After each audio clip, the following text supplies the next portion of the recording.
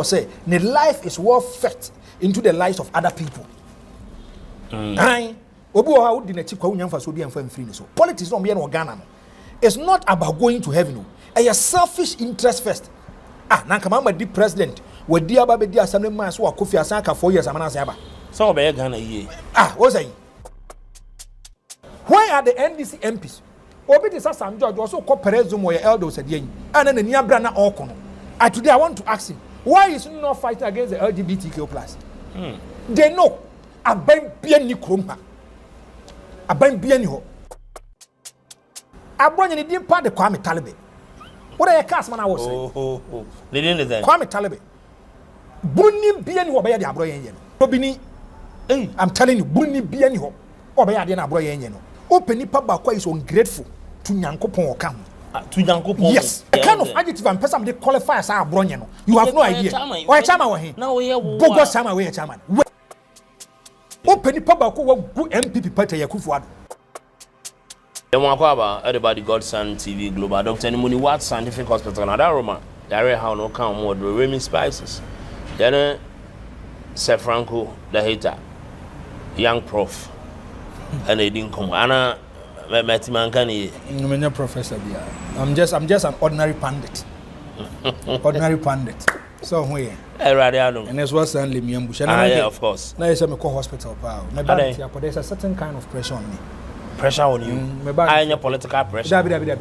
Politics needs me pressure. Oh, okay. I made them feel say no cray. And then they're marking kind of the emotion they may come into. Okay. If I have facts, I'm using say facts and I no cray. I care less about how you feel. Oh, okay. Oh yes. I care less about how you feel. I mean that's what they me come say. Me papa call me friend Kuffour. Okwa tebu ho no fi. Ye fre ko bi watro. Nyame pagya me papa, mam papa be regional director of education. Oba pension anopa bi Australia. Or yeni tinyo no akotian living no hwe politics nipa no penity pa ya Abrony tabonye kasa no osresre sa akodo ni madi na me hane sa na mesre NDC years wo kasa no yidi afiri ho yo nkanya nsasem bia obetima tena sia time ne ho bia be 20 minutes ampampo be yidi afiri ho no na NDC ni na kasa we MPP ni kasa I saw as a politics ya any day so one day I told him or friends me hwe politics na mzu Kofi you are going in a dangerous tangent glena wo konewu. But who's when you yaje politics? The day you enter into politics, so we are the say yeah, I'll praise you publicly. Oh yeah, the say yeah, I'll register my displeasure in the full glare of the people. Maybe I'm no about fear. I'll criticize you constructively. Me no about fear you are papa no. So when it comes to the matter of politics, media I'm in friend you have no message. Dabi. And to be already be on one pie mame. On one pie mame, but me here's Kazupa. Oh yeah. I don't know. On Tiapo. Oh yeah, on Tiapo. Obayare. On Tiapo. And you know, I wish him speed. No one can make kokra. Oh yes, but Debbie, you're a good person, and I know people want to listen to issues at air cost. Oh, and you know, Mebana, I wish him speed recovery. Yeah, I'll catch up with him. So yeah. I was here financial backup and so. Scare me here be. Me here be. And come no cash me koi. Also the 2,000 and 3,000. What if 500 tofu a good come na 4,500 for kwa onye. Okay, Martin. So I'm saying onye. Mate I say. Yes. Into what you say you hu adwuma. Martin prof. Martin. All right. Is it Franco Ayeshi ntino. Also out in the kabia tua. Se bia obi do ka. Oh, and it's a promise o make my promise why. Obi ano ka. Ozo am say obi do ka ka me dan ka na ma no. Obi ani ho de meka. Do mom de chem na willingly. Oh, me, I love picking their money than picking a politician's money. Oh, okay. So be power some. Yes, because Sani Panas cannot demand just because if you what can ask them be their man. What can yes? A politician giving you something wants to derive something from you. Okay. Politician be more bibia. It will be near free hono. Entina. I me say no be say. Me one politician from the mission or Lancaster. Many say dim komo. He wanted the national position with the new patriotic party. Many dim komo we bibia we no you funds by 3 day ago. No akaje me oh say nyame adna so we need position as our 2 numbers we the offer match for number we. Oh yes. On when him say number. Oh, a deliberate on him said this is a number that is known in the eyes of the public. Unanti be that way am a private number. Some number we the o person me dim come privately. O frame time be amefa. So 2 numbers we the offer me am unyame. Anytime you see a politician say only journalists are too close to speak a kind of agenda. No PBB the free any panel. Okay. No PBB the free any panel. do benya free won't your money gets along or close to you. Say ni pani nya when you the upper for the 3,000 who friend home fa. Yes, that is how it is. Is that any panic can't answer no when I said to myself, this guy is not a politician. He's thinking about his selfish interest. Because the masses never quite trouble man. Say ni pat 20,000 now some months at the frewa. Why are you not ready to listen to their calls? This is what I'm telling you. Wow. To me, dear, I will tell from him one will be a because I'm minimum that. Bribe your friend Tioku. Minimum that. Means I always will be a son will be about 4,000, 5,000 franco J. Me power some more kind of credit. I believe in this kind of people than take money from a politician whereby I cannot say the truth. They will give you a certain kind of agenda, pattern, rehearsed, calculated, executed for them. Me yes, uncle for Daddy. Me yes, I don't go for whom say monso am more radio so am more loud no. Yes. As money problem because money penny for. Enya no credit. Oh yes, enya no credit. You can work with a politician but not even get anything from him. You work with them. You open your heart for them. And sometimes they do by young guys they are demanding so much and expecting so much from the politicians. I don't blame them. You don't blame the young guys. Mami catch up. Akwaki to who say when the pay mu bia nante bia about 8 years, 7 years, 9 years. They bia meka a leader need to be able to make sure say the life is well fit into the lives of other people. Obi o ha wo di na chi kwa unyamfa so bi amfa mfiri ne so. Politics no be no Ghana no. It's not about going to heaven. A selfish interest first. Na kama di president we di aba be di assembly man so Kuffour asan ka 4 years amana aba. So be Ghana ye. What say? Oba Ghana ye but you also have another interest in it. Hey, and I don't about motor kid dinner His Excellency Oba a man for corner when a basharaf munye feel. What are you trying to tell? It's about selfish interest first. No cry about kope. The media alliances made politicians they don't want any more problem. Oh, okay. Or don't want especially one more problem can say pani NPP for. But me I care less about it. NPP doesn't also cry on our bank. Yes. But you see, there be a meka samba who say nipa miensa ne hwe. Nipa miensa. The wuni ma de chain no. Do ne yepe, ene do ni ma de chain. The wuni ma de chain no. Would throw 2,000 would you so the kind of credit. But the only yepe you have to convince a person to come on board. Do a chain no. You have to do data empirical analysis. Whereby the person says asema nipa yi kan me ne ya adwen. And me there be a metena say I think my integrity and credibility. And to me, I don't care how people feel and think. So my game chairman says some way in Ukraine and mechanic, and I care less how people will think about it. Okay. To me, Alexis, I'm ready. Meaning, baby, no person or them. Your own people, now grand people. Also, hey, choose your West Cape. My own people. I don't belong to any political party. Because of your father. I don't belong to any political party. Because of your father, honorable Ken. Oh, so I am a papa. But it doesn't mean say me NPP. Oh, okay. No, it doesn't mean say me NPP. But you wish I'm a political. You wish so be. I'm a political pandit. Let the masses decide. Some delegates say the ball is in their own court. Don't campaign man about. Me say Edru, I know how to cross the bridge. Oh, okay. Edru, and obi a what me for years be any so consistently. Whereby I been consistent preaching on matters for Canada compare kwa Japan. Obi any. Okay. When you are there hidden facts and I hidden secrets. And he belongs to the NPP party. And I say doesn't mean say me NPP ni. Now so go on and down for John Dramani Mama person John Mama be the president. It doesn't mean so you NDC. Okay. And now that say John Mama free NDC or free for as a president. Obi one fan vote to my NDC be. Okay. And maybe the person has seen something good. I was John Dramani Mama Muntin or campaigning for John Dramani. Not necessarily say your NDC. Okay. So if I see good things in Canada, I compare with Japan, and I try to preach it and campaign it doesn't mean say me MPP. Okay. I'm a journalist. I also have my right to also talk. Whereby me do to Mr. Ghana for problems of Mukom, send point a bit you my free. Doesn't mean I belong to that political party. Okay. And Mr. Chief or West Cape. I understand your point, well, and I do retract that statement. I'm in mind. Mr. Medasi.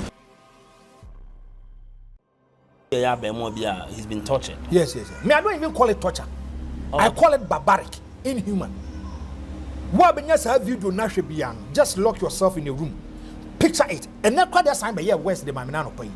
And I even cried on TV. Whereby they were trying to even explain the matter to me well, carefully. I said to myself, say, I didn't come away being to me bad. What do you say? Yes, say. Akrana ye born. Akrana my mew. On any papanity, and a papa sawari or bafo. Okay. And then stepmother and on anything and a papa worry. And the woman is Aquan commodino.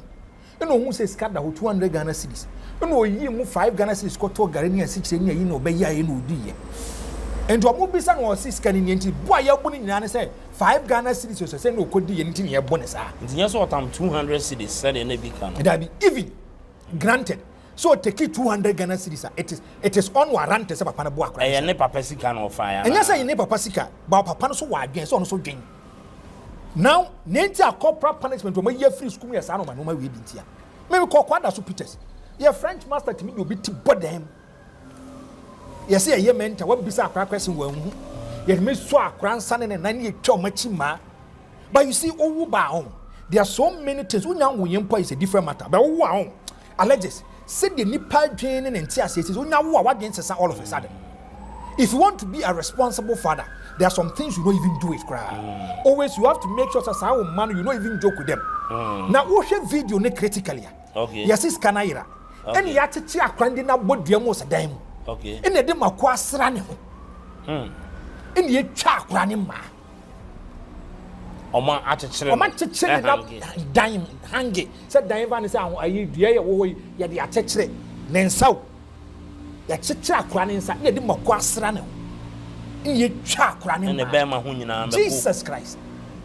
Why na boa crown? Me cry first initially I thought say na papa na obo ne ba.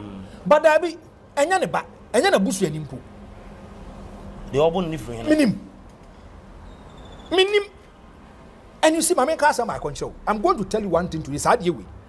E bia man for adwen course. But today I want to open up and tell you one thing. I did be course one and sometimes you have issues by every intiminka. Utia ti omudi na omobobo ye no. Omukita sa di na so mo yenkramufo. Utia se papa no kra ko masalachi ba ya no bia ba na ma no bo akora no. Akoya sorry ba. Oreti. Aya asema make nti me. Matena kentampoda, matena tibuda. Matena ba bi obeka cha say when it comes to Islamic aspect of population density ni wosoro. Kwa omo fa so omo bo omo ma na enye. So. And I will be paying. Go and check. So then I have a problem with it. Sound particular microphone. Yes. Okay. What I check here. So ebia minim so ne ba ye bonus ebia person otia no a. Omo tia kwa na ma ne broso. Oh. Ya boom.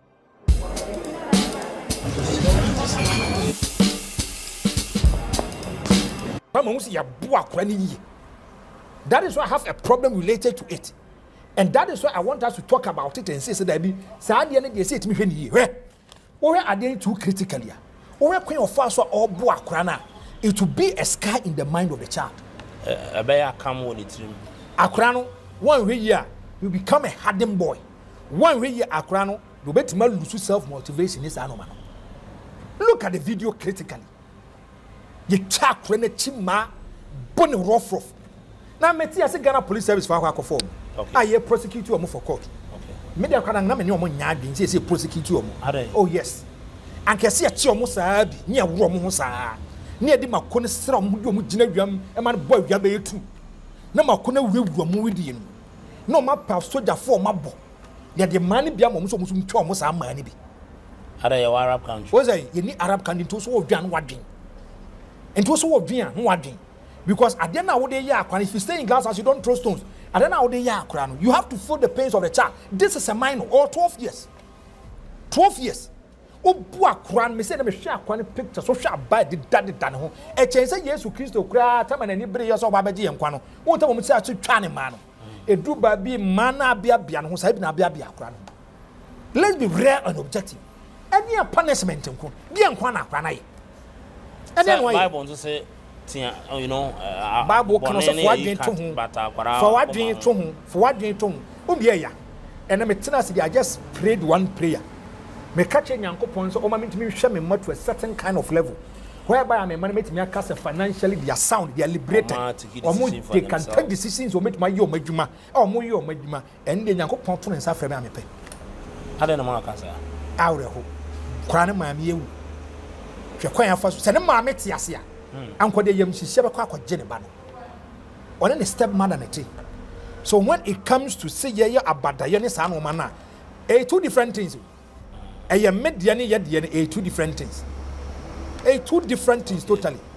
And it tells you said the course an arrow. So as somebody a crona, so what to one out show back. See, I said, body about them, Tennessee, Madame Coast Rano, it be Sranny Bama. No, are we serious as a nation? Papa no so buy your better, no. Meda can maintain once, yes, Papa no, but you see, nobody can convince me, Papa no, nobody can convince me. Nobody can convince me. Oh yeah, yes. Where the young videos worry. Where the young videos worry. Remember I said the baby see any videos so. Go and check. Obey me Bobby ba videos and me obey me butu ba. I'm saying communication is a powerful tool. It depends on how you communicate with the child. Me kai say me we school tertiary me nkwaje me results. Me papa basa. Na papa bi say makwaje letter of attestation me ye adwuma. Na papa bi say am say na da be na me kwaje me results. Na am say ni meeting. He made one profound statement at the school one pass ya na. So what pass ya kwana kwaje certificate in brain. That statement alone. Me na kasa Friday, Monday na say me ko keep kwaje me certificate. It depends on how you communicate. It depends on how you communicate. I did when we bet me send this when you Robia background according to me penya your person. Secondly, you are saying say akwana wieska. What should say no correct? Ne nam for school musa no be fa no. Okay. No, yeah, I see doing so many things, not just taking a decision. Enter the bia me come see the power ni jebro so bebre you take a decision. Ubufu bro so bebre you take it. You take decision in a sound mind. What you would doubt what you need too sound no and I take a decision. And me say no na nyam say na mania bra me de me ya but Ghana me say asem way e say it me follow ni ye na ehun say senkofo no kwa say me ka say aba bia ba ko me bo akwa ne bia no ye so mo 1 year now better kan na video o say ana in the video say video enti bia o mo di kan kra bo no be 10 ansa na video no o ma betwa enti as a judge omo asem si omo ni ho but they can deduce into it and say say na ati omo 20 35 it becomes a deterrent to other people. One other thing a problem or country ma me hu ebisi was interest akora no papa wu ono papa nu anete na amsa man need obi ka na nipa na eba na ka kire ne se oba asimi ni ho oba na se mbapa hye dem tia nipa no be ye de oba ye wi down ka call yes and o hiti iron no de hye akora ne jinyewe na e copy so for live police station ya na ya report no family ne ba say akora no guy na ya kire no ono na hwe akora no it is one of the tuma onya hwefo ampa omo pa chaw e mo sa de akora in a serious country papa bia and can the government to take custody of the child we police for him and I mean me say in a serious country that bia me come say our problem is about leadership. Our problem is about leadership. Always I tell you, if you have good structures, Obama comes to Ghana on the 24th or the 21st of July 2009. Or say, we should build stronger institutions, not stronger personalities. Okay. If the institutions are working, we care less about personalities. And the Nigerian fans will be America, US for no more. You see, a chill by the iron machine. I pay Panama police station. Here, I catch a police for and ladies and the iron was and one coffee. The government will take custody of the child, make sure somebody be a responsible child. Ghana. Social welfare. No. Social welfare. Open for social welfare. Me say our institutions are not working, and that is our problem. If the institutions are working, there will be discipline and sanity in Ghana. Me Ghana hano asemba yo when Alexis cry and offer there be interest what you tesram dabi. But the bian here can is a social welfare and 40 hodge salary. Now no more the rent control for more. In some man no more can pa yana or more can keke enya dwuma. Theoretically one of the institutions that theoretically practically they are not working. But they are taking salary. They are taking salary. That is oh yeah, Kuffour say Ghanaian workers pretend they are working. The government also pretend he's paying them. I say they are pretending some way, and they are also pretending they are paying them. This is Ghana for you. Chamaka chose by your minor dream. Say Ghana purpose see that them when I see quarantine in Enuswa. We need leadership, my brother. We need leadership. And don't go to other countries and see. Countries are developing now is about leadership. One person sacrificing, saying, I'm doing this for my country. I care less how people feel and think about me. I care less what the masses will say. So this is the kind of work that I want to do. And not be in America. We need leadership. At 33 years, NPP, NDC, but what countries don't make us Nipa when the years are we Nipa way made up America. You can have your issues with Kwame Nkrumah, but you can never eradicate or say Kwame Nkrumah and Nyafia Ghana. And now that crowd was still people mention his name because he's a leader. If you go to other jurisdictions and other countries, and you made my body back, he says, he showed commitment, sacrifice, and leadership. So, Obama management for into a pediatric. That is the problem of Ghana. Ghana, we lack leadership. Ghana, we have a problem, and we have to deal about that particular problem. Now, John Dramani Mahama says, is he in lane? Now, no, I check it 1.20 days of John Mahama. Why not? Yes, and me catch us a Mahama, and the performance rate has not been bad. Me catch us a man for to John Dramani Mahama for. And you see, experience also matters. Mahama Kokot in a few 4 years, 8 years in the wilderness. Mama will be neglecting or be unfunny or Tinas in a summer night in Banhoso. Me say Mama on the 24th of July 2012. Negira wo fufu amana na di wo fie. Okwo no catch and yes and no bonya jollof na salad mo baba bididi. A boy we 2 p.m. A call was placed to John Dramani Mahama office. They said we have 2 news for you. Baako ya papa, baako nya papa. The anya papa and said John Evans Atamos is no more. So I rehearse remember. The good news is you are now the president of the Republic of Ghana. Mama never suffered to become the president in 2012. But campaign. Oh, so thank you to honest man. And a man for said there be so many years man or year. Now 2016, the reality hit him. It exposed him. I could find close to 1 million votes. Mama 8 years in the wilderness. A Benajim. If you look at administration, it's not a perfect administration. You have issues with a certain kind of normal all year. You have issues with it. But Mama performance rate has not been bad. Let's be realistic and objective and sincere. Nancy any be born to say yes. Oba na no ya na ne banye ne be audio adwuma no ya ne ade a otimi organize about. Me that particular topic. Let's find time and enter into it one day. Do you know our problem? Ghana and Kasa. A tronic concern. A tro. And a concern. Oh, now see a core channel. Yes. Schreib keinen Code. Schreib Geschichte. Denn dein Code sorgt für reibungslose Ladenneueröffnungen in Europa, wenn komplette Lieferketten neu erschlossen. Okay. The person will not be privy to facts.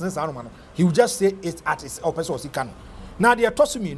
Me can say Kuffour Dubai so concert business. People had issues with it. Give me time. I'll go deeper into it for you one day. I'll bring you make kind of biaka. Any will be a bear, any no more be a bear. You see, I Ghana know the way we do our politics sometimes are problematic. But you give me time, you enter into it one day. My time, you enter into it one day, my brother. All right. Yes, one day. I'll get ample time for then you discuss it.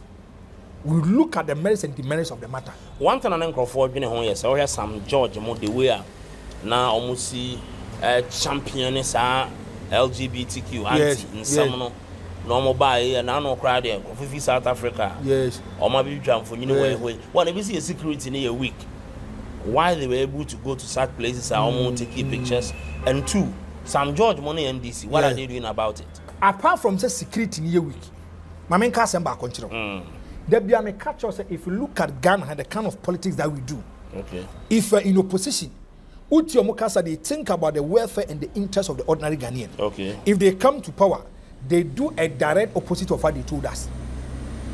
And then they will power. Oh, and I bind the way and your baby say, oh, my sonny panels opportunity. Either the person come to do worse things. Okay. Let me take you back. LGBTQ plus. Mekai, when J.A. Kuffour was the president, LGBTQ plus for a by program or national theatre. Program or national theatre. J.A. Kuffour registered his displeasure as a president. He gives a direct order and says that there be no money don't source of Sukruma. This is the president. He is the first gentleman of the land. Straight to the point. Or say Nyejuma. John Evans Atamos. A Drew baby David Cameron said there be a more de Buangana. And a Drew baby will say, oh, if you look at donor partner for World Bank, they are giving up a certain kind of conditional clause. See, LGBTQ plus and one more and a Drew baby David Cameron as the president for UK. John Evans Atamos also made one statement. Was say, or no, as the president of the Republic of Ghana, he is not ready to accept LGBTQ plus. And become the president of the Republic of Ghana. Mekaja John Mama be the president. And a man for starting LGBTQ plus. Mekaja Mama made this kind statement and said, on LGBTQ plus no so. Yawaho. And he takes a papa be Andrew Solomon. Okay. Andrew Solomon is a gay activist. na nadam funi John Dramani mama okay am so ne John mama akodam paso John mama ba book yes book lunch owie ya issue ni ba bontin that first time the spokesperson for the president mama Yarega and mama Yarega ba bontin be ka say his excellency John Dramani mama nim ni wo ba bia o make that kind of statement wie and then Solomon said na John Dramani mama friend wo phone so e ka chen so panacho na asema mama Yarega kan wonim this Andrew Solomon. And at that point in time, people were having doubts about John Dramani Mahama because so what down for you be a LGBTQ plus activist who is financially sounder, then it means it's a problem. See, it's a problem. And a man for Kasa what sram. And a John Mahama free power. Kuffour comes in as the president of the Republic of Ghana. And a LGBTQ plus of one seven. And he be another damn Kuffour. Kuffour have an interview with Al Jazeera. And the ABC said LGBTQ plus 177 or say it is bound to happen. Okay. And I'm saying Jesus Christ. His Excellency another Danko Kuffour, the President of the Republic of Ghana at that material moment said it is bound to happen. Was so many strong coalition, strong force. And on the time no cost school US or by Bini UK or by Bino now many strong force, but we can come they are able to move. I say Jesus Christ. Why is the President telling us? One, you are showing them the way. You are showing them the window, the avenue to pass through. Because Ghana has a court channel and not source or so. If the president can say it is bound to happen, then means that if they form a strong coalition and they move forward, that they can fight against this, whereby LGBTQ participate in Nigeria too. Kuffour comes back to Ghana again. Obama Mpohangle can Omkoshia so phobia. Kuffour on the LGBTQ plus on into. That's what I make a only. Yeah, and the LGBTQ plus on and some. And I said, there be a dana could pay more court, I could pay more parliament, and my year friends and Santibe to us now right to the abundance of money now. But let me tell you one thing. Yaha, make I tell them the E-levy. E-levy, not some court. A some never court. A court of competent jurisdiction. The court to catch a senior Botema court, no find a final determination of the matter, and son a friend and say, E-levy, no, we have passed in a friends of Kuffour by sending his signature into becoming law. Anybody wants to know Kuffour assign. Yaha, Domilevo, Pam Domilevo as the Auditor General. It was unconstitutional. And these days now, my Pam, we have to reinstate him. Yamfa Nyajuma. 11 to Kofa incapacitated MP. I want to put the back of imposter, just a fan for the back, Mombet now. Just my make a choni. Yoha, and I'm saying, yes, I didn't the Aqua Payment, the Parliament for a Kamasami, and the Aqua could do president. And on back catcher say. President Naswa sent his signature, we are going to lose money. Okay. Finance Minister, I mean, and there was a way of making this kind of statement. And then also back Roma be Basa and Sanoman. Truly, if you want to fight LGBTQ plus and get me a point with that, we are not Debbie. A bad bien will be in your champ, Omini. That's I'm George Moy. What is all can once be? I'm asking you. What is that Sam George? So are they choosing money over morality? May say, there is no government in Ghana. Read my lips. Put the date with factual, natural time with four. No government in Ghana. Because they know the financial repercussions that have to come together. They know. So, may say donor partners, Nano Kamala Harris by Ghana. That time the Vice President of America, he told the presidency to rescind their decision and thought about LGBTQ plus. And what are their interests? Abrofono. I don't know. But the idea way, Omono are fighting say any LGBTQ plus into meboa. Wo wa kwa broche pen. Adenti na kwa broche ni nware mienu na asem yensa. Okay. Tio. Omono say they have a problem with LGBTQ plus. Meboa. Agree. Adenti na omoto so no enyin tumu say so be me what mienu na asem yensa. What is the problem? What are their interests? What are their motive? Babrabo one money here, Obia take a decision in the mouth. And no ma ecosi. What is Omako Pimo Arabian country from your financially son a catch on some LGBTQ plus into? Who dare you to go to Qatar? Dare you to go to Saudi Arabia? Go to Iran and other countries now financially they are sound. They believe in the Islam doctrine and they believe that it is haram. No, that Ben sound for one who make this kind of statement.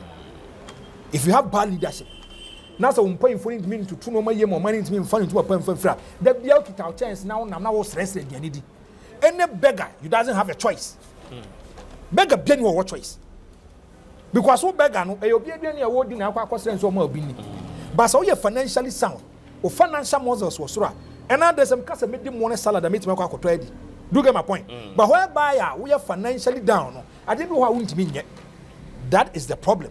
I want to repeat it for you. Mr. Momo date anytime we into. Kuffour ye kokwasa sa waja hode ko. John Mahama so ya kokwasa so be ja hode yako. Why are the NDC MPs? Obi de Sam George also call Prez mo ye elder said yen. And then the bra na okono. And today I want to ask him, why is he not fighting against the LGBTQ+? They know aban bia ni krompa. Aban bia ni ho. Aha, me say aban be. But your land initially. Your land. You are talking about moral issues, I agree. You are talking about tradition, I agree. So no money now. So the Western powers are forcing something on you. What is the interest? What is the motive? There may be some first bank almost will be a gay in lesbian museo. Today in the full glare of Ghanaians. Freedom and justice and more fear man. Yes. But you know sometimes we are a hypocrite. Ghana for no. And our leaders know. Omnim says Kakasebia is coming from these gays in this Kuffour. They know. I don't know. I don't know. Adia bia nya papa bia na efribun samo bia no. Their goodies are tied to it. Their goodies are tied to that to lure you. This thing looks so strange. How man monkita. Una is strange man, it's not strange to them. Una is strange man, it's not strange to them. Einfach auf Knopfdruck genießt du mit Tassimo leckere Getränkevielfalt. Perfekter Kaffeegenuss in jedem Moment. Schon probiert? Entdecke unsere limitierte Celebration Edition auf tassimo.de. His girlfriend cheated on him, bullies humiliated him, but he held on to his mother's promise. There is no government in Ghana. No government. Both the NPP and CNPP Obian will mark sign anti-LGBTQ+. They know the financial problems allocated to it. They know. Me if you can be Uganda. Uganda quadia World Bank are blacklisted them. We're blacklisted them whereby it's not going to give them financial assistance. Because of this. Yes, LGBTQ+. So what are you telling me? Omunim, are you better than the politicians? They know. Omunim say they say it here. If they want power, they will use it to do campaign. If they come to power, they're ready to hit and expose them. That is how it is. This is Ghana for you. And I want them to come. Okay, I'm daring them. I'm daring them so many they should sign it. Oh, there's so almost say 8 parliaments are there, but I see just a sign for flow. Almost sign Remember your mama catch us and you good values and catch that you will school year in Sano Mana. Casa Asama no okay. A man for better secondary schools. It be your arm robbers. What are you telling me? Your chair religious and moral studies to school.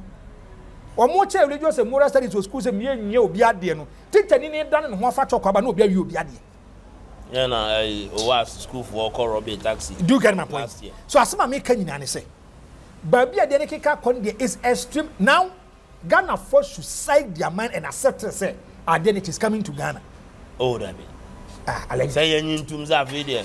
Don't be hypocritical. What say? If you have a former president who is telling it is bound to happen. If you have John Dramani, Mama, Ghana is a Christian country. Oh, baby, make I want it. So they will impose it on us. Seti, another day, Christo ni bia usika some crimes that don't ye papa bia and taking of decision is a problem. And now, Christo ni usika some financially won't say that sound of crown. The bia me so person who ni pay money scanning to me. Christo ni wo ba so the more brethren once just because we niska. Man is come man car no man who's wo. That is what the rebbe in the real nature of the person's come out. Ultimately, LGBTQ+, there is no government for now that can tackle it. Mami Musa said, Abrony a dear pan or G because recent a year or Saudi Abba. Yes. Yes, Elon Musk has some. Wow, Papa on or referred to. Or say Elon Musk. Says can you when people more money grooming no man in years and then I do the other traumas now. He will make sure say Kennedy will fall. He will make sure. To also be here TV. How they fighting? Yes. So he will make sure say Kennedy will fall. Me sometimes on. And your pa na abaka for Abrony assembly aba. He doesn't even want my discussion. One out here, he's an ungrateful person. And I have my reasons in the casa. Okay. Me say Abrony me na your morning show e wi anopa. And on no de me tena kan man be say enhia no ba na asa. Me God for that be. And Abrony 2 come na e ko na Abrony catch him say car na otwi. E can dey compare kwa Japan the man. See, I want to make it that kind of statement. Me adena air cost no. It is giving me a certain kind of understanding notion say NPP discipline means say. Yes. Me can Abrony say is not even ready so kwa could share this parent committee. Yes. Thank you. It means there is no discipline in the NPP. If there is discipline, and you see, no manner air cost, it is going to affect the NPP, but they don't know. I'm going to give you reasons. The National Executive Council of the NPP, at the official communique about Bontebeka say, ma obia enye campaign for any aspirant to be a beam. Or where friend Hackman or Swajman, or an in Sashasi, or the letter ne banana pa, or channel partner, are you afraid to your pa FM? Anyway, the party TV campaign, my Dr. Mahmoud Bawumia, so whether they like it or not, Mahmoud Bawumia will come for a second term. See, are you afraid the middle belt? In terms of campaign, he was a coordinator for Mahmoud Bawumia. But it's just what I make a the NPP issues official communique press release, giving a certain kind of caution to their own people. Yante Wansem. And I will tell you them, Etokodai. Now, what see as some Abrony Canal is better create their contract the point should not come out to even respond to him at all. I'll be mighty disappointed in Ken if he respond to Abrony. Mighty disappointed. Abrony can say beyond. As some now wakan. What see as some nasa what the buffer. He has a certain kind of agenda. And if Kennedy were here, if he fall into the trap, they will get him. Abrony say, "Oh no, onye na so kwa ko president bi edi do no da form dada." Na Kennedy mom na kwa ko president edi ti asem yi. And that is why I have a problem with the NPP. Call that boy to order. Abrony ni dim pa de Kwame Talebe. What are your cast man I was saying? They didn't listen. Kwame Talebe. Bruni bi ani wo be ya de Abrony yen no. Obini I'm telling you, Bruni bi ani ho. Wo be ya de na Abrony yen no. Abrony onye Ghana ni sa na. So ye Ghana ni so onye Ghana we lobini. But ye, open pa ba kwa is ungrateful to Nyankopon okam. To Nyankopon. Yes. And Adam me bunu ni. Wan chini atebu. Me papa kro me friend you watro. Basing the light in ho. But I feel proud sitting on TV on radio saying say me bunu ni. Me free wan chini atebu. Tie. Omo ye nordness no mo free northern part be votarians no. They come out chest out to say kro we so na me fi. Okay. Me boa. Why is Abrony running away from so one person will be able to do? No, I'm asking questions. God has a reason and a purpose. Maybe then you be the pinnacle of the family, whereby issues are air cost, any problems are air cost of that enclave. You can lead it. How do I do so? Every no one could more what me a page. So I don't work as one yesterday. Mese Abrony wu ne papa wu ye ne papa wu ye o ma be lo before kra ye so won tia se o pa abunufo ayi. Yes. And meaning some are working can. E ya de parent phobia wakwa akwaje aye bro so no wo ye. But you see, there be am ka asem baako. Say obi betime sika for 32 years. Consistently, those people don't joke with them. You don't know what they do. You don't know what they carry. Obit means 5 years, then you see Canasa. Obit means 2 years, then you see Canasa. So be it me, I a wealthy person for 33 years since so buying into politics. That kind of person don't joke with him. Me, now me come say Bible say, honor your father and your mother. Meboa. Abrony political career has come to an end. Abrony is irrelevant now. And as a party, then you break what they don't even allow him to even contest. Mamen ka asem kire before say Abrony ba no na ye bunu ahafo tie dem ka kire bunu ahafo asoma kire me mo akon agipat na so in the bunu ahafo region. Abrony was very smart obi anim sa de wi.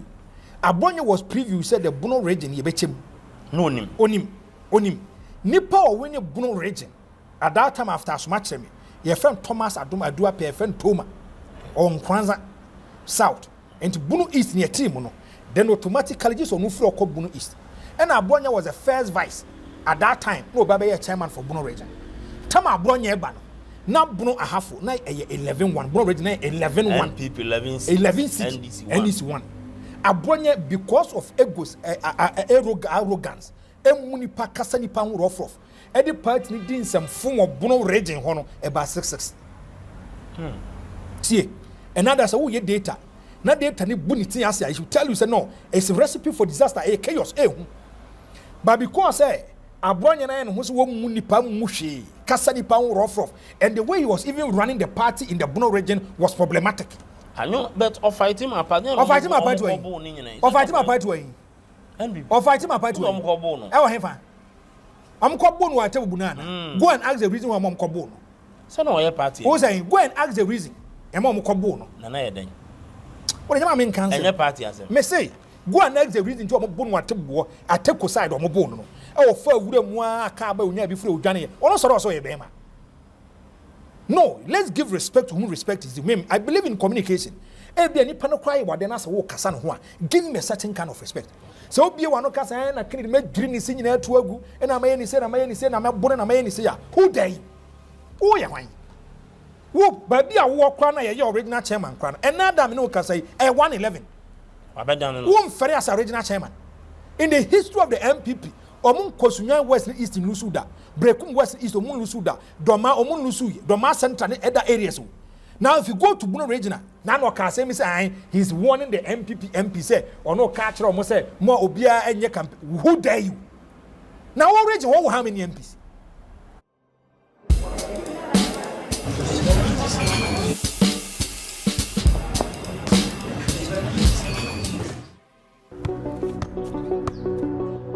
Ich bin Laura, ich bin Torhüterin vom FC Luzern und ich bin Fan der Region Luzern-Vierwaldstättersee.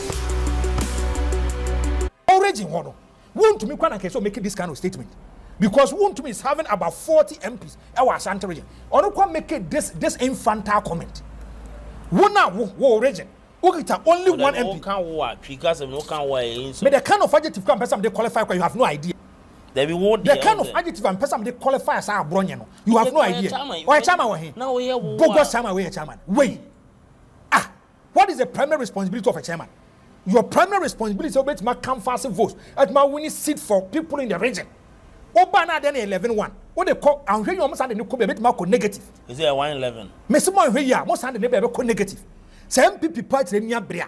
They should summon this guy to the disciplinary committee. As I saw more someone, they should give him suspension. He doesn't respect. Yeah, nobody. Your general secretary of the party, the senior administrator, the letter about one thing. I said they are taken to the disciplinary committee. You have that infantry to say, and I mean, imagine some person because the disciplinary committee be MPP party na yefo. Also, I would your bear man, you also ask MPP party na yefo. MPP party na yefo, but it's our bringing new regional chairman. MPP party. I have from on set one. I don't even want to use adjectives. As Wakoma party when I say Wakoma party before the 2024 election. Yeah, no, because when Obian Fasaman go police station, Obibo Abuni. You police vote. Nipa also call law school. Okay. Also call law school. Usually, you want to become a lawyer. Until we the was some man with me was some amount. So I an exam. Want me intellectual analysis. Maybe want me intellectual analysis. Because courtroom when a cross examination intellectual analysis in here. And can lawyer near what Tim Rase, and who said the mercy, you speak sense, wisdom. You speak sense and wisdom to people. And I'm highly disappointed in the NPP. Well, what could be a podcast business or here TV you said, you know, that one would dear man for what? YouTube. What's that? YouTube channel. The capacity of the Kasai. He is talking as a brown regional chairman. See, NPP Nipa me and son support you. Your supporters, your card-bearing members and sympathizers. A supporter get the identity, the basic and fan. Sympathizer might not come out. But I have soft spot for the NPP. Why sympathizer? Obia or your NPP no be or your card bearing member. Whereby the constitution of the NPP, the act is the rules for the year. Now we say Abrony. Yes, I mean Nipa. That Miss Wanya Bruni was how can ya? Bruni bien over the way, you know. bono for mo tete ye Ubekom na wofa. me say bono for omo tete ye nti wo kasa you know how to talk Me say ubekom na obusuani pa na wofa. Na nipa ne Nyankopon atwe man so so no onye lobi no ye bono ne de misa nipa be na na atwe ono ne Nyankopon atwe Nyankopon do akwa akopie lobi so mempe kwa me talebe o so mempe kwa me talebe no woni nye ho asame ne ye kan media me wonyo kwa me kwa kofa abronya asema ba he doesn't even deserve class I have to even discuss him NPP party na ye fono no ye regional chairman abronya ni timi nya gas mi ke cancel di diatem wo abronya na tama na wo ye abronya chambers o prapra wo nya na amanfo ni mu abronya chambers o ko prapra ho obribu ahemo ko prapra wo na amanfo ni mu Nyankopon de wo bra ho ase o ma wo so o ma ho so Nyankopon bre wase menya nka bia adwoma ma me papa menya but if I'm attacking issues it's different from attacking personality inti asamba let's attack the issue we should not attack personality brabronya de end abro so and the NPP party they are quiet about it say NPP ni emfa say bia kwabena Japan na so be a party chairman na say ato ye nsa de afra culture say who dare you say woman are you bigger than the party enra amampanyin dara akofo akasa na wutie ne nsem kan na oso mo nhwe obi a nsa se mo aka bi pen oso mo amunyi obi a obetimi agi to me because your party is all about power winning the race enti mo amunhwe obi a mo to aba mo yi na obetimi awini ebi se sound proverbia ase besa ya kutie bi me eno ma tie Kuffour critically ma boni video na tie mienu miensa to a point I agree, to a point I disagree with all humility. Yes, to a point I agree, to a point I disagree. Open Kuffour ba ko amon kan ko NPP for number 1. Very very hypocritical. Very hypocritical. NPP for kan very very hypocritical. Nyatwom. Yes. Omo kan asem ayo mo ye fi om ho. Ayo ma adwen yom se bia internet no ayera. Nti asem o kan nipa nkai na nipa kwa akọrefe no. Wo tell statement na wo make na. O say ebi wo ha he talk about religious tribalism. Say I say religious ne tribalism. Say Kuffour kasa asem na I have a problem with it. Saint NPP. Let's look at the history of the NPP. Okay. NPP in 1992, N.O.R.F. Adubuahin becomes the flag bearer of the NPP. Ghana, the geographical hemisphere. Adubuahin opted and decided to go to the north to pick someone to be his running mate. Your friend Alhaji Roland Isifu. The first running mate for the new patriotic party, Alhaji Roland Isifu of the northern part. And the reason why NPP for Kuffour and the northern part of the buy. Okay. They are saying that we should forget about tribalism, religious aspect. Maybe the reason why Kuffour and the he's hailing from the northern part, and the northern part now will fear Urban. He's going to get a lot of votes from them from the northern part to add up to the southern part to win the elections. Okay. Me say that was the motive. And I want to ask the NPP. Okay. Was it tribalism and I said tribalism? Ebi so mo hwe papa no bia ne nyuma ne said your yenti. Asem na abana. Yen say asem we should not yen ka say me filisa me again say let's look at the substantive matter. Let's with factual issue. Roland Isifu, he's hailing from the northern part. Already Fred Adubuahin is hailing from the southern part. Reason here there ye kwa first media ban ye votes from Srema e ha na ye ba be kan one yet ma win power. Okay. I want to ask, is it tribalism and I say tribalism? Okay, said the old Kennedy and I said today I'm having a dialogue with you. Is it tribalism and I say it is. In 1996, J.A. Kuffour Ekofa Aka. Two people hailing from the southern part. Aka. Tie 1996. Okay. In 2000, in 1996, J.A. Kuffour didn't win the elections. Okay. Upon series of meetings from the NPP, they opted and decided that they have to go back to the northern and go and pick someone from the northern part. Already, Aliu Mahama. And I'm going to tell you one thing.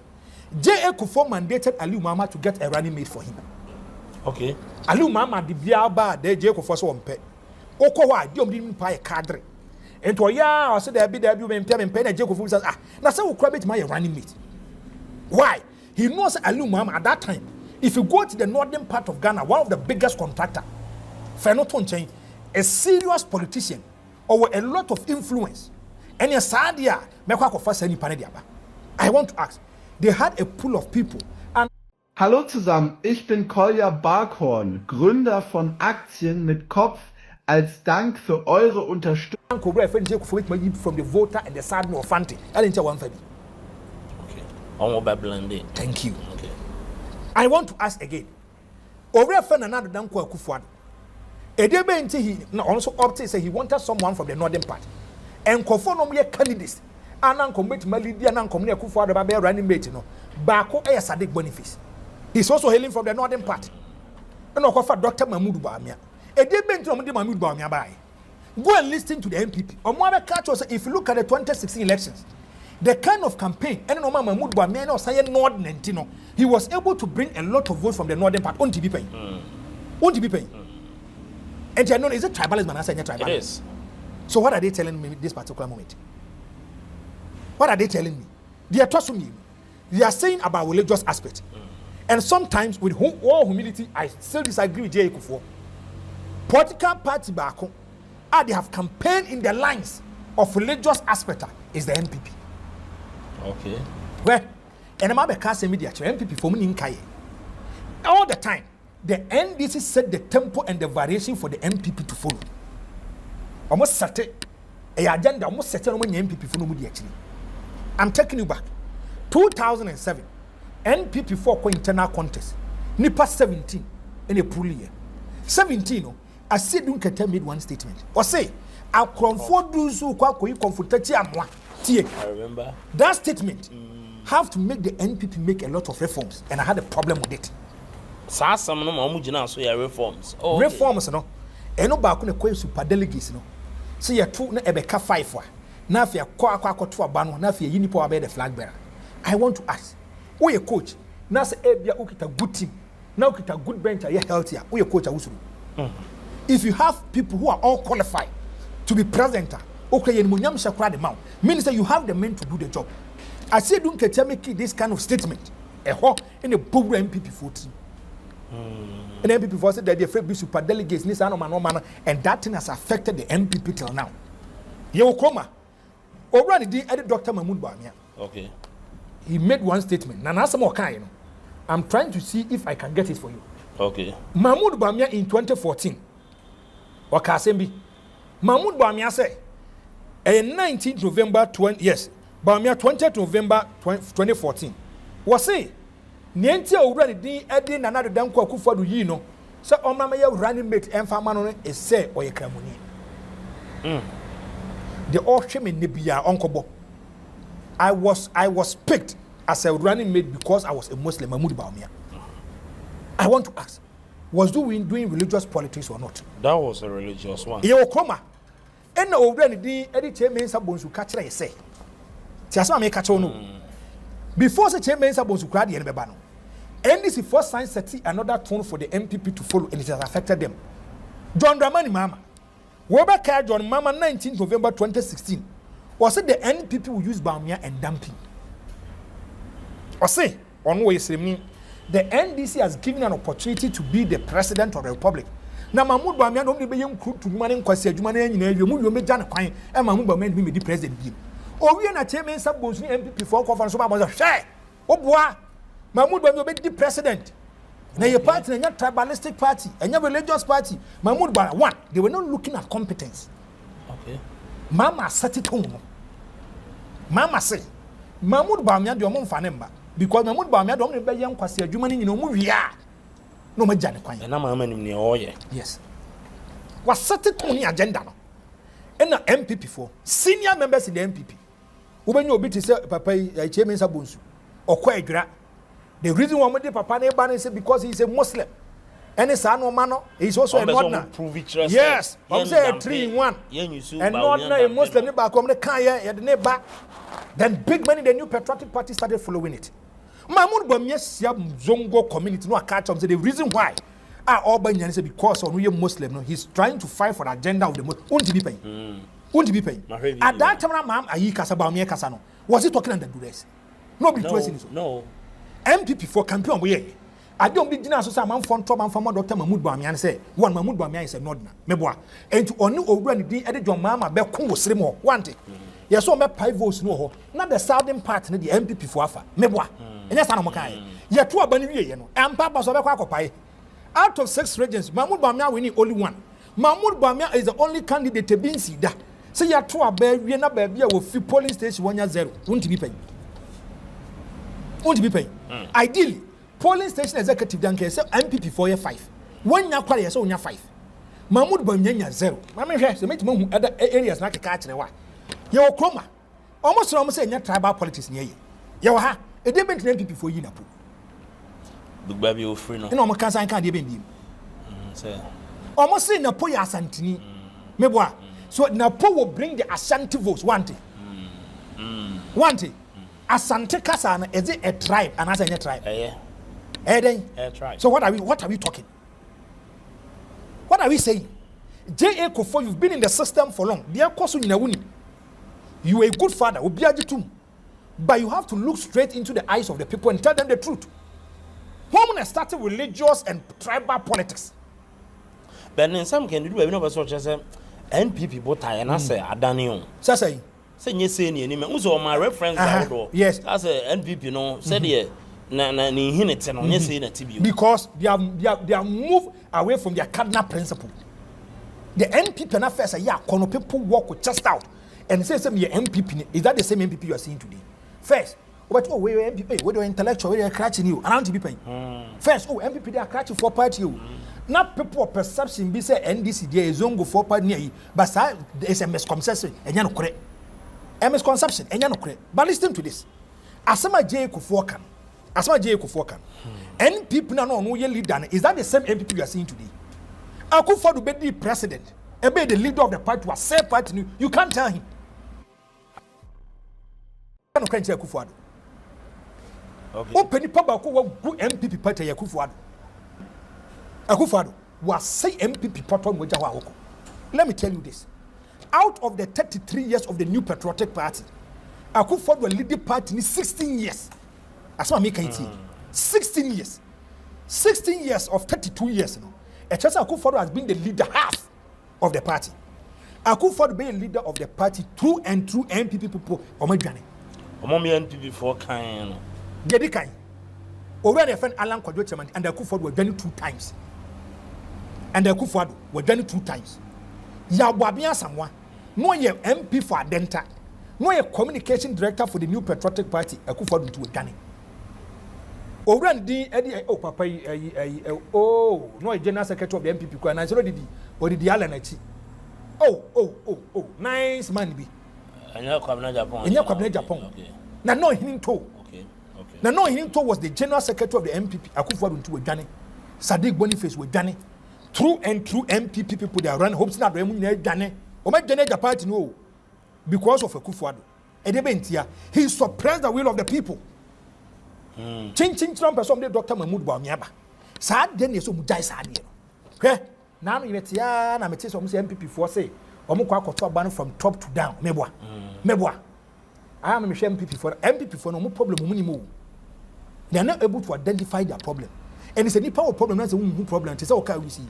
So wo ka na e bia bibi na ase wo na wuni mu a. Wo kwa wonim say ha na ase nto mo ye omo bobo bia kire a wo be maka say da we ne bonte sa. Na say wuni mu a because I didn't problem. That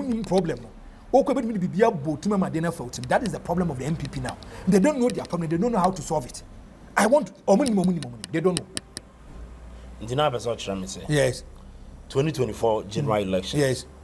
Kuffour names a candidate nom the NPP for no. Mama can credential. As my making Obia more than any time NPP majority and the big men in the party they knew Bawumia cannot be the president. So why did they take that risk? Yes. This is a nice question, Wabisa. Why did they take the risk? Amamo bienho president ne edia oko. Vice president about 90% of them they don't win. About 90. You know why? People still believe say taking, formulating, implementing of policies, you are part of it. Mahmoud Bawumia no na breast or your campaign. What me say your campaign to NPP na. Mahmoud Bawumia. Kwajo upon kroma say 11 no. Open play instrumental role. Emiati 11 so ba 100 Ghana cedis threshold na Dr. Mahmoud Bawumia. Mahmoud Bawumia so on so be try 11. Okay. Mahmoud Bawumia, if you look at the Quran, it talks against betting. Every serious Islam person who believes in the Islam doctrine will tell you say betting is haram. Who do na gadan sha kese boho betting is haram.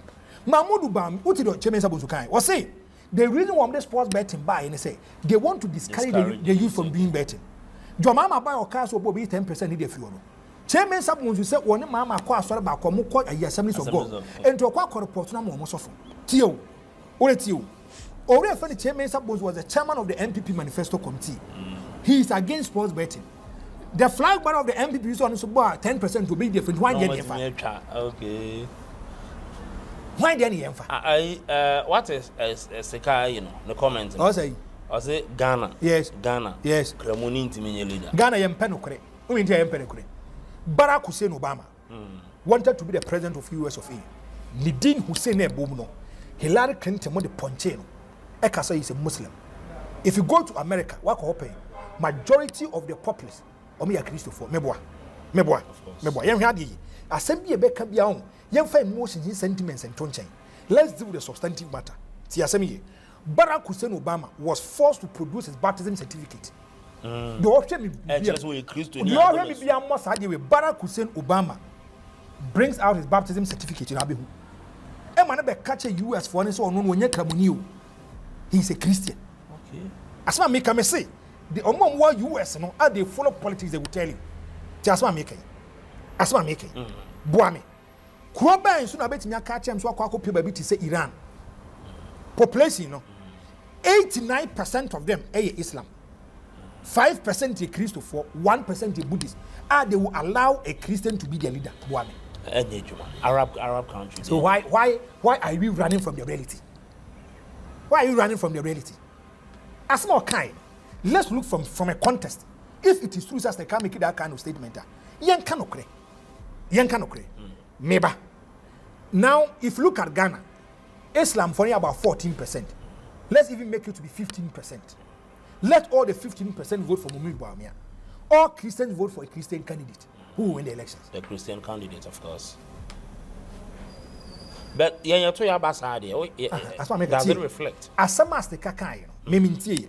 Oh dear. Mintie. Member man. And if it is true, say not some all can say. A Christopher and trouble from meba. I want to ask questions. Okay. Time on Moko Akoto Abaro. But be a Zongo communities Nina. Mahmoud Bawumia is a Zongo person. Of course. They went to one with Zongo communities. Be an incompetency, and something like that. Let's break it down. Mahmoud Bawumia. Okay. Nasama Yekan so Yekamuni. Okay. And Mahmoud Bawumia meet Muslims and tell them that he's one of them. So they should vote for him. Why I said the Muslims no election didn't reflect. I'm young Muslims for next about them. Okay. But be a prone Muslim or Islam communities no. Did he win? Me. And there's some as the care can. If it is even true, what can I say?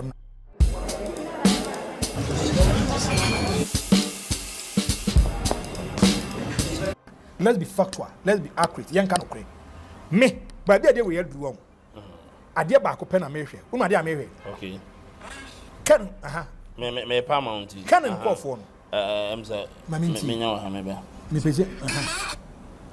Me paramount is here. Sabe yan kwaya say na ye boy trim na ye ka bibia kire se Franco. Ne mum say de tepepepe.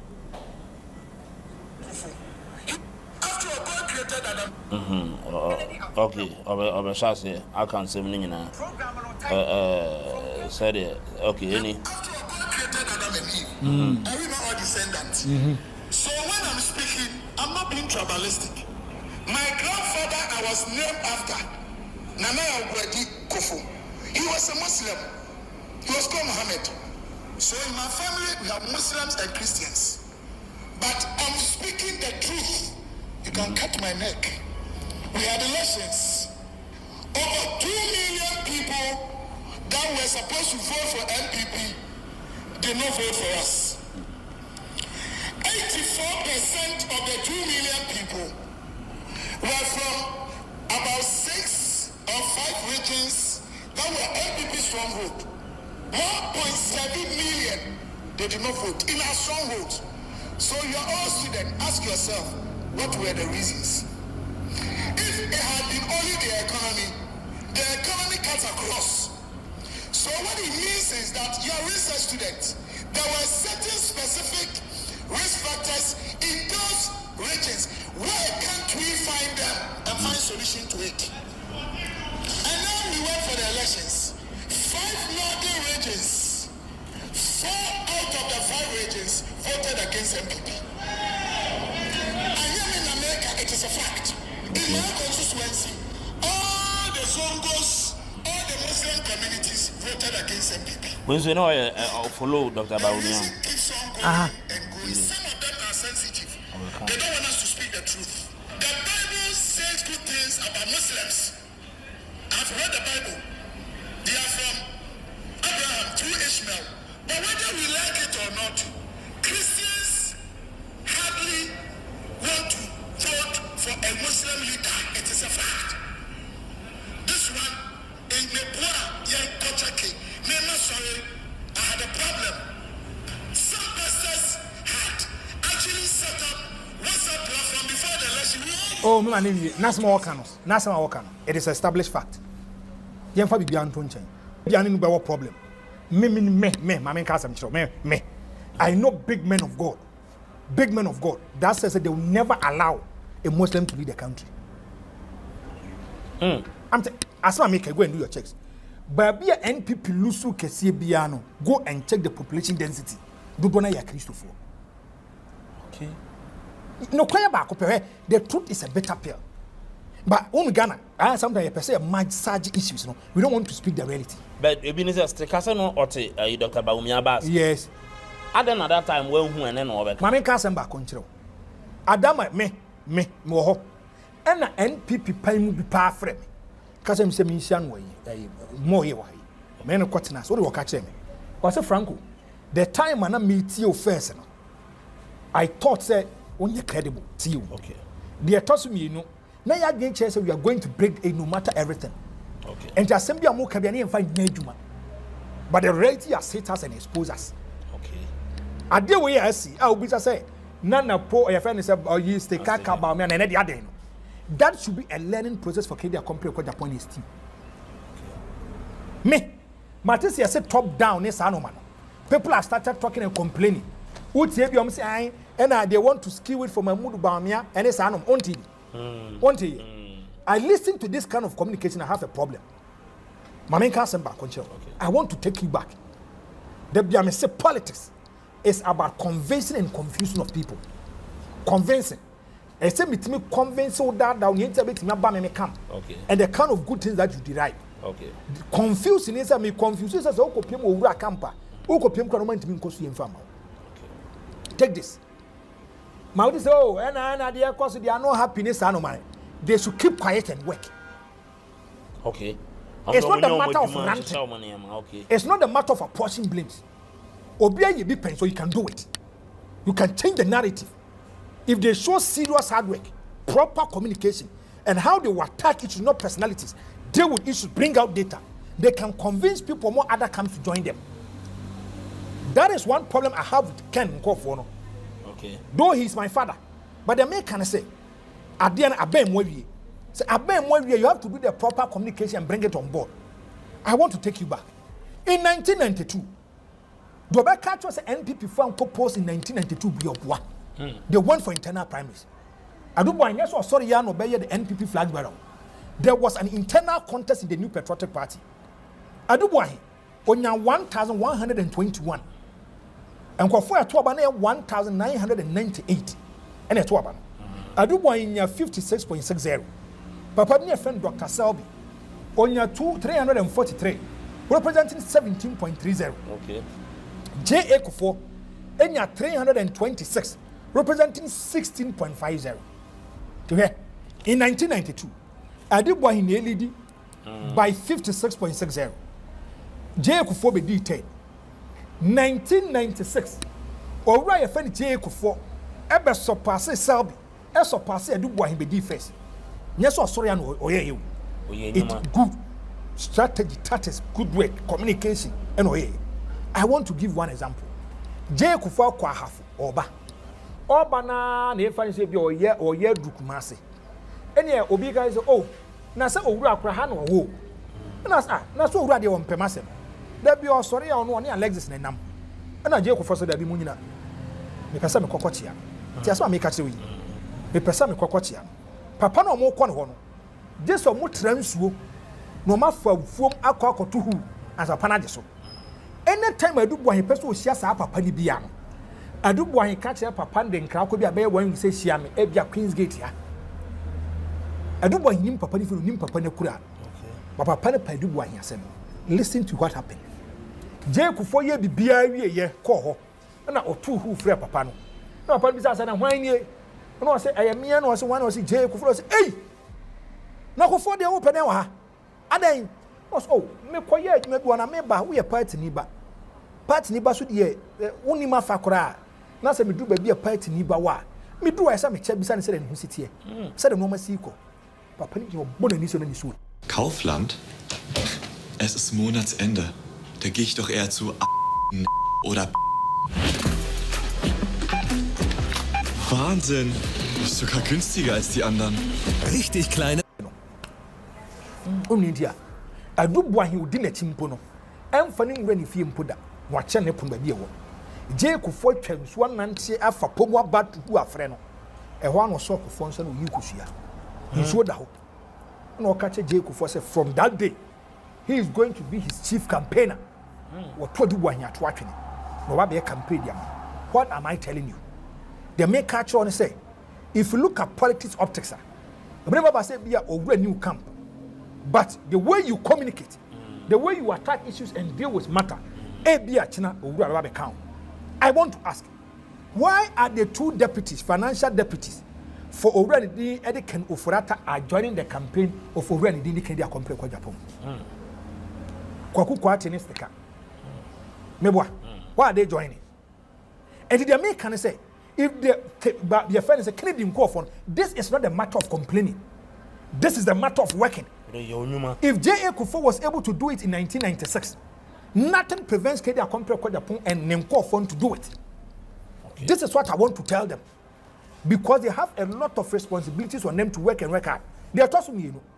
Canadian Kuffour is so much as said the Biabo mo camp, oh many agent, a bit be from camp to another camp. I politics. Politics. And the will be the Alexis. What no man against be or could do rich. You should not attack the personality of the person. Okay. The person might have a reason, genuine reason. Or not to him is a genuine reason for him to walk that kind of area. Intermediate. This is not the matter of crying or wailing. Do you still see, sir, or foresee, sir, vote of organism not still a bayajuma? Organic voting. I have a problem. I have a problem. If you look at the NPP, system no more practicing now is not by law, by convention. And your law. Say you to free as near the ban, near the basura, never be leader. Nedintia. And no amount for say they want to skew it for one particular person. If you look at the album of the NPP now, it is sick, it is ill. Album in your papa. Okay. Now no come recommendation they findings in normal. They talk about the album. Okay. Album in your papa. And they should deal with the album. I'm going to give you instances. Okay. Now no adam ko to oba a joso. Ko by election. Now can say it should be an informed decision for the MPP say if you look at sa album in your papa. Okay. Obisi to abana humachi 2 a.m. 1 a.m. And that akabe when we come on to abano. Wouldn't kroba the obi can say when mo fa so mo the delegates who have issues with one to be. And the chance that album is sick. Obi say omo ba beto abano o ye delegate or Johnson Abbas see oba no mato abana bi. Obi so se kwada so ma me no ba hia abana so dure be chiacha mu nyina mo ye delegates ato awie ye ko. So it tells you, say, if you look at the NPP, the album is sick. Why would you use a sick or ill album to elect a leader? That's all you need to favor Obi. Media me say, media, I don't want to buy into it. But some to me chabi di dance. That album, they are tossing me. So this album we koyi Obia. I want to ask, if the NPP goes for the next election, that's Omulusua, executives na eba mu front, are you going to say so I'm asking questions. I'm asking questions. They are tossing me answer. Who Alexis? One will be a war sit there where they can bought 9 so abroad onto foundation. They are tossing 9. Some call you flag bearer and one. The flag bearer automatically take total decisions and decide with the people.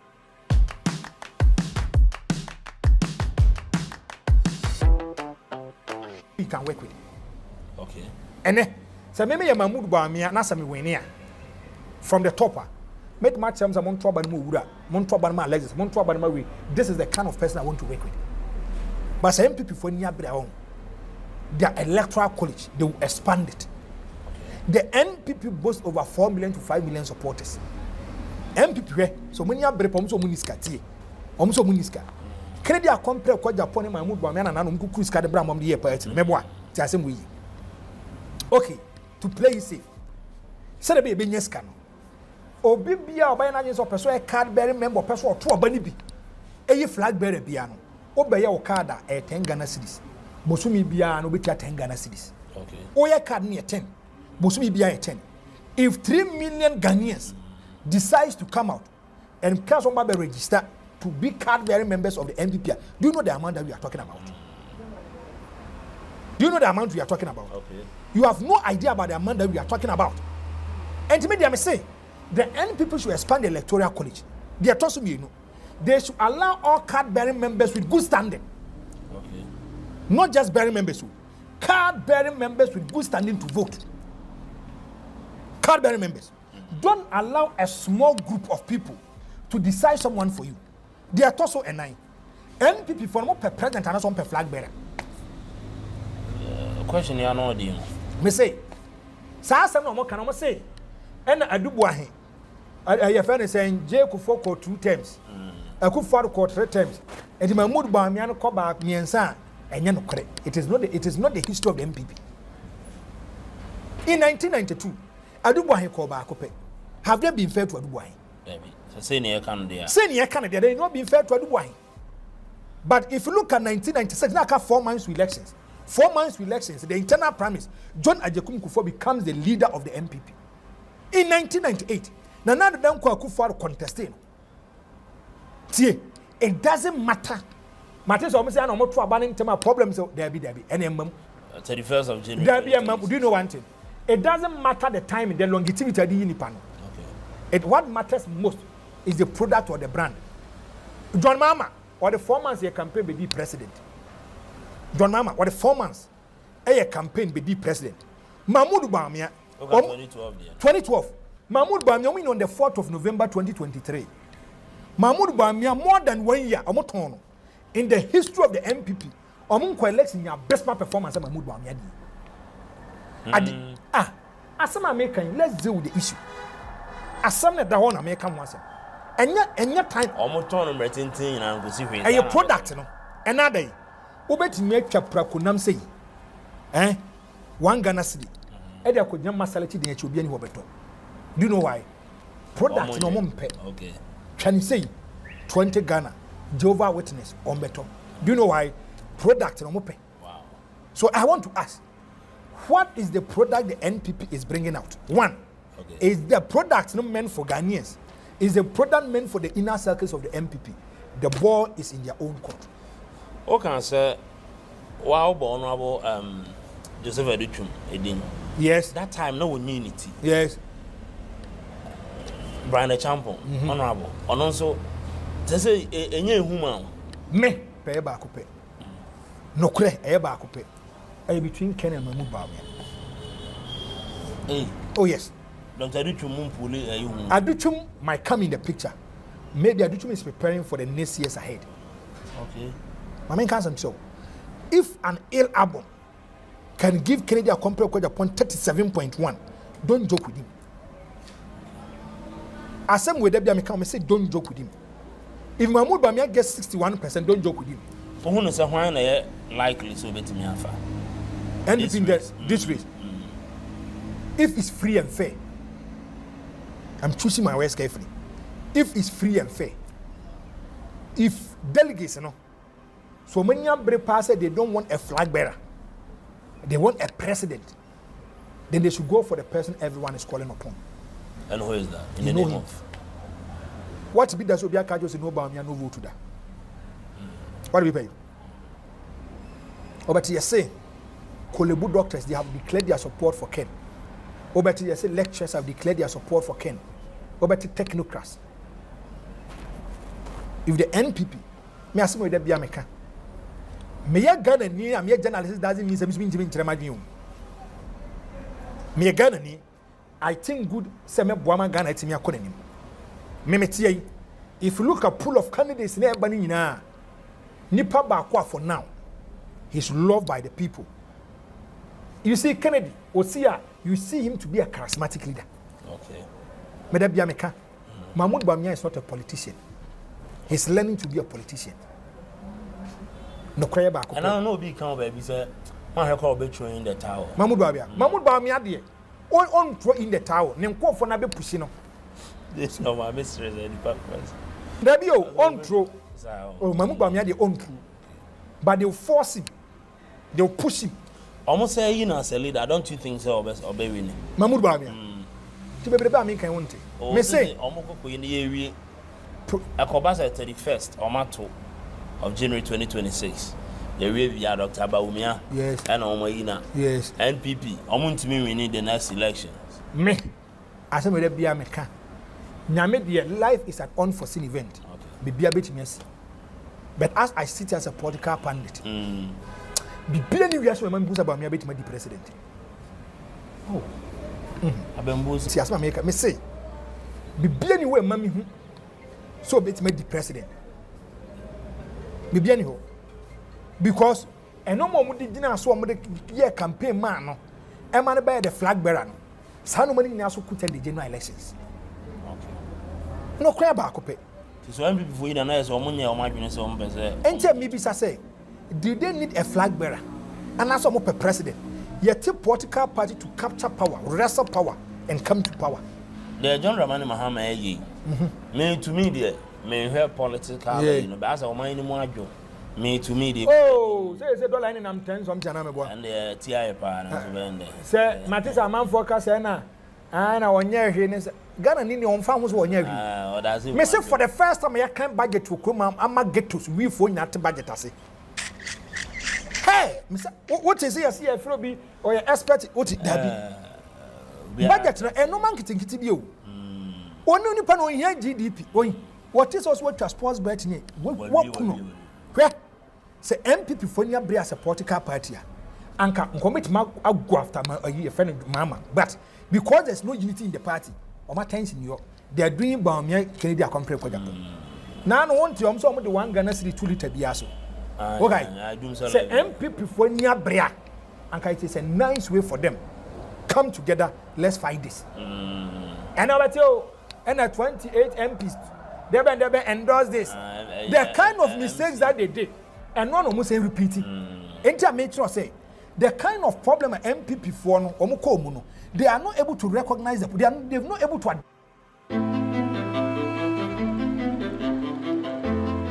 Ich bin Chrissy, Outdoor-Fotografin und ich bin Fan von Wallis.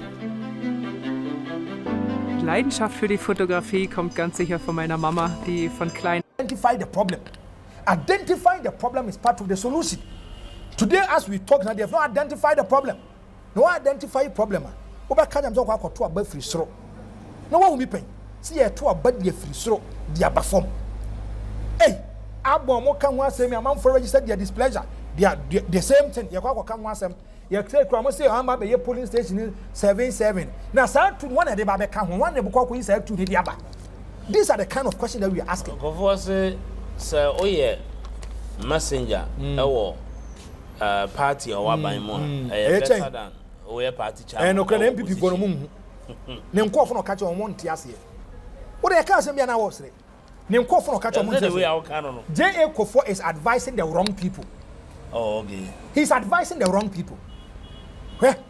What prepared to Bakua? I almost the NPP for if they're in power. I am ya almost the Baku see. A true baby home. And that's more can. The debate member will be your messenger, be fleece or more power. And it's all your party. No be fleece and not buying no party or buying. The NPP should tell me. Now, no, the Mankasa report, they neglected their own people. Their grassroots, they neglected them.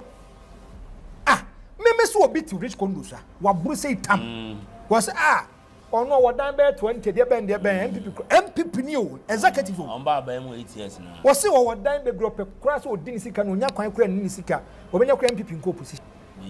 NPP a group baby genia hand time egoism arrogance munipa kasenipa rough. What kind of credit to me do what me do attempt do mammy attempt. Why? Because you are doing politics. You are telling them the reality. Say, I deal with you, move you, I deal move you, or move hey. But oh, damn journalists, certain man, Wakwaji BB, and I dear Ben, you better do attempt. The reality hit them. A bomb, you know. Oh, why? No, na me dear. Me pedal back catch them say, you might MPP pay Muntu Banima Baby interview to me checking. Then I can't make catch on. I can't make catch on. Some me met one of my. Said to say wound to me case. No I catch him so much wound to me. And you want my candid opinion. Hey, awkward just coffee hasn't banged on me koi. It is an norms of Moko Pacha. Was I? Now come Mama Kwan come show muscle. Yes. Hey, I dear you will be asking so we be catch us so you be the brain no koi. Wound to me say. Jasemi, John Mama Ina Kokrum, Okodiga, or Bano. Not your mama actually made need. One, apart from politics, you are destroying a family. Apart from politics, you are destroying a family. You can make people feel when you're Jumaya and maybe you are creating a certain kind of tension, impression. We should not joke with it. Jawaha, John, where you want to me say your mama and Professor Jena Kowari secretly. That's a big eh? Tie. Or Shema Minim Dia was a by 4 bar. Was Wabusam Professor Bianimu. Wabusam Imu Doctor Biawu. But because of politics, look at the way we're descending so low into the gutters that you are addressing issues. Intermediate. Okay. Mean that I'm so my call. On my release here, in the Akada date on any and petty for staff number. My voice no dear man. So Mama won't come a 1 year cramming in Pamom. No, your Bonia deliberately we were himself out because of politics. Why should we do this? No, because of politics. Why should we say a responsible or why you want more bushia for a man for respecting Nira Kokrumuba or buy and waf cannon made that 2 on a that. Over to your mama, we cognac na so Buria. Okay, come kwasi asamunko. Won't be paying. No, let's deal with it. How do you feel? How do you feel? No one catch him so kwakoyefu, what could this free as ban?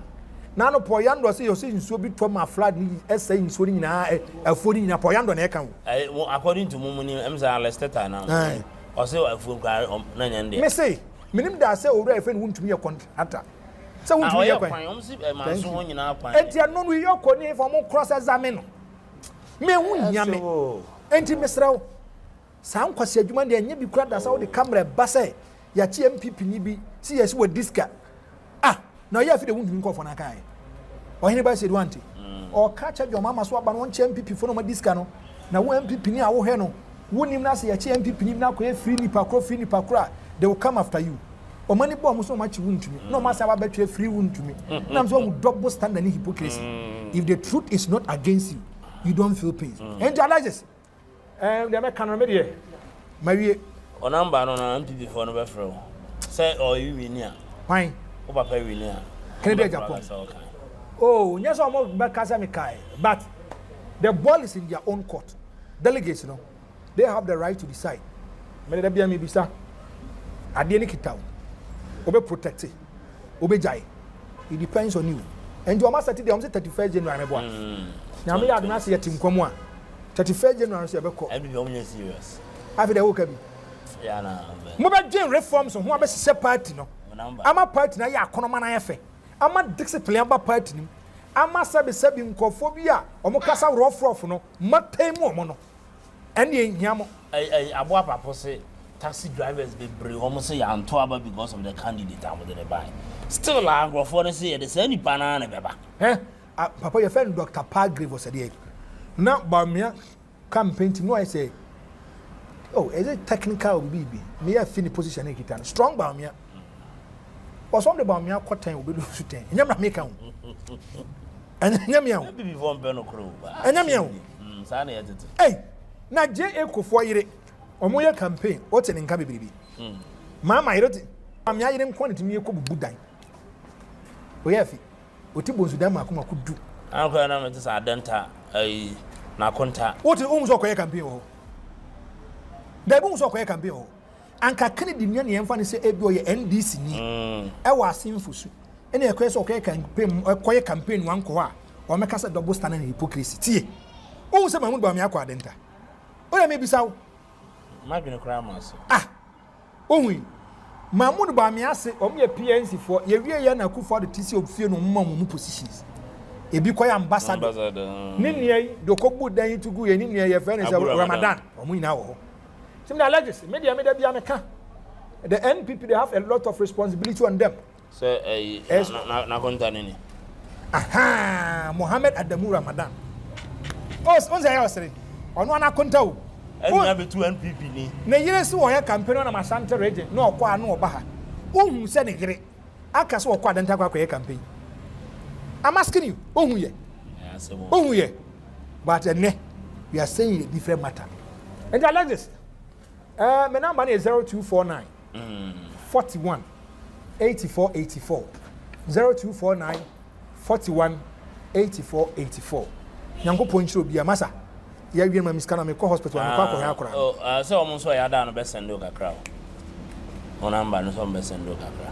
Mama ncha mi krom so we show ni pa mi krom hene atabubu hene okay ena wanchi hene okay omo so omo fa show ni nya gokwa na me ncha me nana ama pogua ma okua o German ma me ncha no braba kwa friend bra ti ku ma me ncha no papa ya solid TV kwa mi jamfi mu nyina mo US of obi a wo me bia ma mo din afa che me.